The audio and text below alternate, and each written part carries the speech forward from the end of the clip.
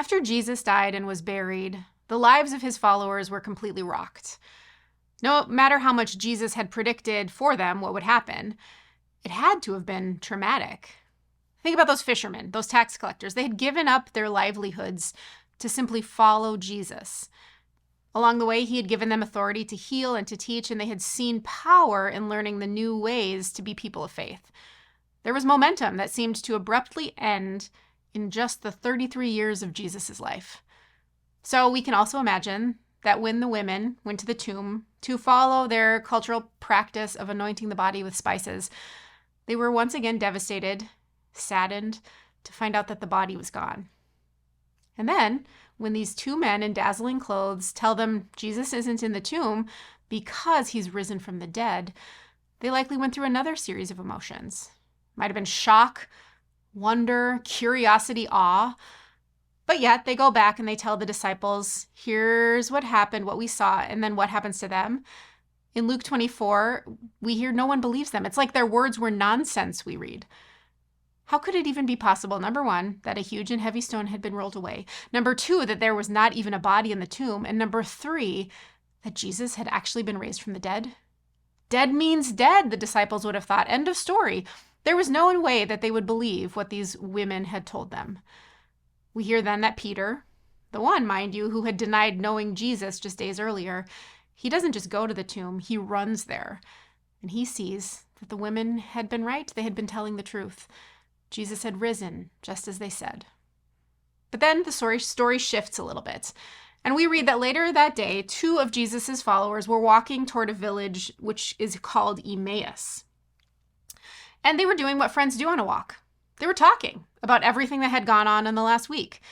They were processing it, walking through the timeline, sharing their feelings with one another about what they had experienced. We read in verse 15, as they talked and discussed these things with each other, Jesus himself came up and walked along with them, but they were kept from recognizing him. Jesus starts to talk to them, and it's like they're reminded of their sadness more than anything.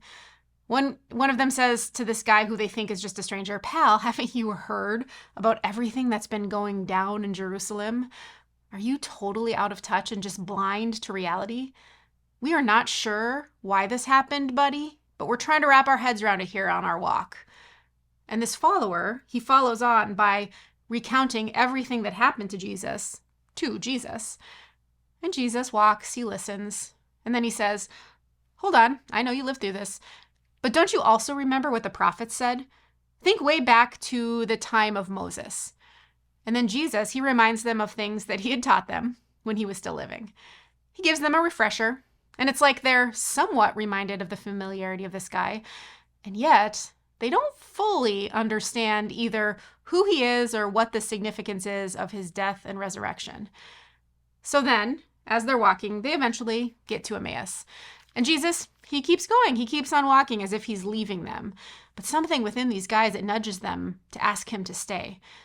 They urge Jesus strongly, we read. And then, as it was customary for people who were settling in for the night anywhere, they shared a meal. And we read, when he, Jesus, was at the table with them, he took bread, he gave thanks, and he broke it and began to give it to them. And then their eyes were opened and they recognized him, and he disappeared from their sight.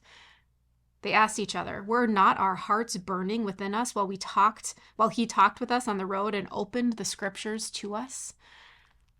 Jesus, on this road, he gave them a second chance at believing what had happened, a second chance at understanding what they knew all along. Their eyes had been clouded with sadness and confusion. It was understandable. Maybe they felt angry.